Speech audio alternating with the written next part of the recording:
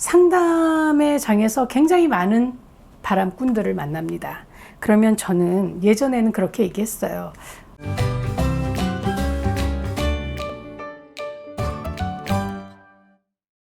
네, 안녕하세요. 배정원입니다. 자, 오늘 얘기는요, 우리 중년의 썸에 대한 얘기입니다. 자, 어떠세요? 이번에는 코로나19 때문에 거리두기를 둔 관계로 사람들의 왕래가 좀 적었어요. 그렇죠? 그래서 그런지 자연들이 좀 살아나기 시작했던 것 같고, 그리고 공기도 좀 굉장히 맑아졌던 것 같은데, 가을이 참 길었어요. 그리고 굉장히 아름다웠죠. 저도 그 자작나무 숲을 갔었는데 정말 너무 황홀하게 그 노란색이 아름답더라고요. 빨갛고 또 노랗고 이런 울긋불긋한 단풍의 색도 굉장히 오래갔고, 하늘도 너무 파랗고, 정말 자연이 너무너무 아름다워서 페이스북을 보면 뭐 온통 그 너무나 예쁜 자연들의 사진들이 계속 올라오는 걸 볼 수가 있었는데, 자, 이러면서 이제 찬 바람이 불기 시작하고, 그리고 거리에 요즘은 낙엽이 뒹굴기 시작했어요. 그런 걸 보면서 너무 많이 들리는 소리가 있어요. 아, 연애 한번 다시 해보고 싶다. 혹은 첫사랑 그녀가 보고 싶네. 어떻게 살고 있는지 너무 궁금하네. 그녀를 한번 볼 수 있었으면 좋겠어. 이런 이야기를 너무 많이 들어요.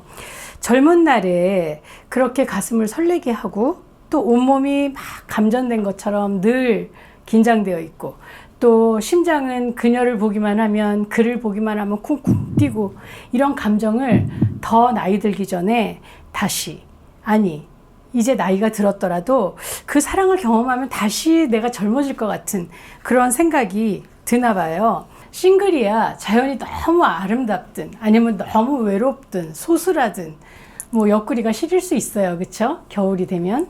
그렇죠, 감독님?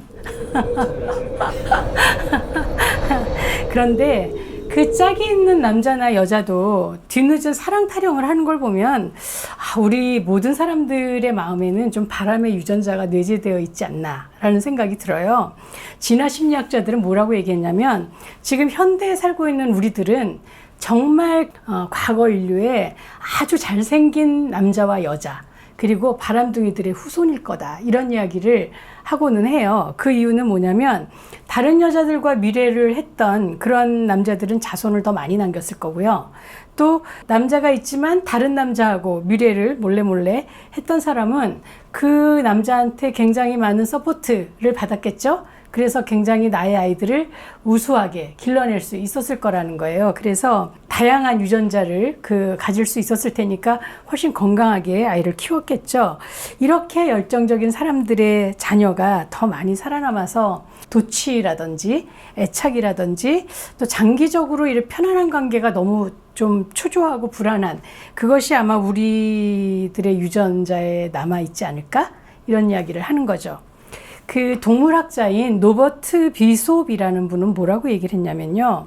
동물들은 과도한 안정성을 확보하면 자기가 애착하던 대상에게서 물러서는 반응을 보인다. 어려우세요? 실증 반응이라는 거예요. 그래서 그 어떤 사람과 이제 좋은 관계가 되잖아요. 그러면 그 사람도 나를 좋아하는 걸 확인하고 그 관계가 굉장히 견고해지면, 그러면 이제 그 사람한테서 슬슬 빠지고 싶다는 거예요. 그래서 우리는 거기에서 나오는 말이 뭐 마누라성, 발기부전, 혹은 뭐 또 남자들도 익숙해지면 그 익숙해진 상대한테는 매력을 좀 덜 느끼고, 아무래도 왜 긴장감도 떨어지고 성욕도 덜 생기지만, 사실 여자들도 그렇거든요. 여자들도 5년 이상 이렇게 익숙해진 관계가 되면 그 남자한테 성욕이 좀 잘 안 느껴진다라고 얘기를 해요. 그런데 남녀 공히 내재된 이런 바람기와 싸우거나 혹은 협상하는 것이 우리 인간들의 성일 텐데, 이런 내재된 바람기나 실증 반응이 우리의 바람을 부르는 거죠. 바람을 잘 피우는 사람들의 특성은요, 제가 지난번에 유튜브 외도, 어떤 사람들이 외도를 하는 걸까? 뭐 이런 유튜브를 만들기도 했었지만, 뇌 속 효소 중에 하나인 모노아민 옥시타제 수치가 낮은 사람들은요, 굉장히 사교적이고 술을 많이 먹고 마약 같은 거 좋아하고 또 자동차 질주를 좋아하고 락 콘서트라든지 술집이라든지 유흥업소에서 흥분된 기분을 느끼고 싶어 한대요. 그러니까 이게 좀 도파민 분비가 많은 사람들인 것 같아요. 그래서 이런 분들은 적극적이고 다양한 성생활을 추구한다고 하는데, 아무래도 스릴을 추구하는 그런 성향이 있는 사람들은 바람에 빠질 확률이 높다고 합니다. 자, 바람을 피우는 이유는 복습, 사랑해서 욕정을 채우기 위해서, 또 결혼 생활에 부족함을 메꾸려고, 또 배우자하고 헤어질 구실을 만들기 위해서, 또 내가 여전히 특별하고 멋있는 사람이라는 걸 좀 확인하고 싶어서, 또 대화를 나눌 사람이 필요해서, 그리고 배우자한테 복수하고 싶어서, 혹은 완전한 사랑을 찾는 거죠. 어딘가에 내 정말 그 소울메이트가 있을 거야 라고 생각하고 미련을 버리지 않는 거죠. 그리고 내가 아직도 젊다는 걸 확인하기 위해서 바람에 빠진다고 그래요. 근데 정말 바람에 빠지면, 그렇죠, 세상을 다시 사는 느낌이 들어요. 그리고 세상이 다시 반짝반짝해지는 거죠. 막 생기가 돌고, 그리고 그 연애 감정도 막 살아나고, 자존감 막 높아지고, 내가 굉장히 매력 있는 능력자인 것처럼 느껴지고, 그리고 나를 세계의 중심으로 생각하는 또 한 사람이 있고, 와, 섹스는 또 너무 관능적이고, 이러면서 정말 세월 가는 걸 잊게 돼요. 그런데 이렇게 신나는 인생을 생각하고 또 상상하고 혹은 구가하는 여러분을 실망시키고 싶진 않지만, 어떤 연애도 익숙해지고 끝이 나게 되어 있습니다.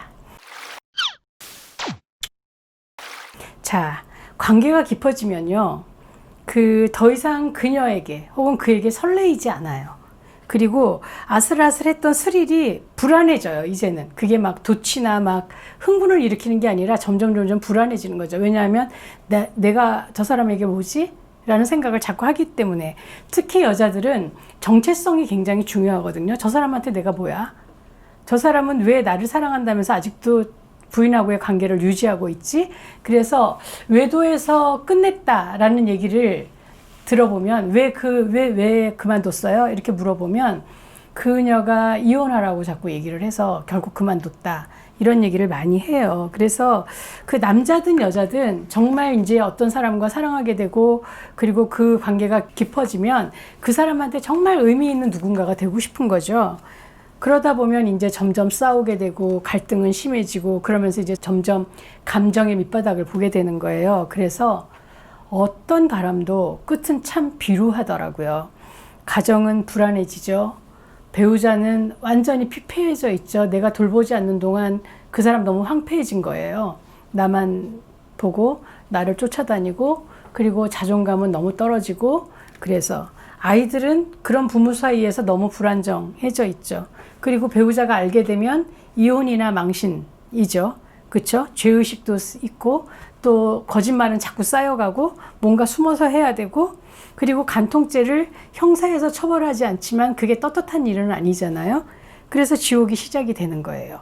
한 번의 바람으로 가정이 깨지지 않을 수는 있지만, 깨지지 않더라도 그걸 상대가 알게 되면 정말 깊은, 어떨 때는 치유되지 않는 그런 흉터를 남기게 되는 거죠. 그래서 상담의 장에서 많은 바람꾼들을 만납니다. 그러면 저는 예전에는 그렇게 얘기했어요. 어떻게 하겠어요? 뒤늦게 만난 사랑이니 눈앞에 있는 사람한테 집중하시는 수밖에요 라고 얘기했는데, 이제는 정말 많은 상담을 하고 그런 사람들을 보고 나니까, 인생은 단순한 게 좋아요 라고 조언을 합니다. 여러분, 인생은 단순한 게 좋습니다. 두 마음을 가지고 살기가 참 힘이 들어요. 그리고 어느 쪽도 온전하지가 않기 때문에 늘 불안해요. 생활이 너무 불안정한 거죠. 오스카 와일드가 그렇게 얘기했어요. 인생에 가장 큰 비극이 두 가지가 있대요. 하나는 사랑하는 사람을 잃는 것이래요. 그렇죠. 나머지 또 하나는 사랑하는 사람을 얻는 것이랍니다. 자, 어떤 편을 택하시겠어요?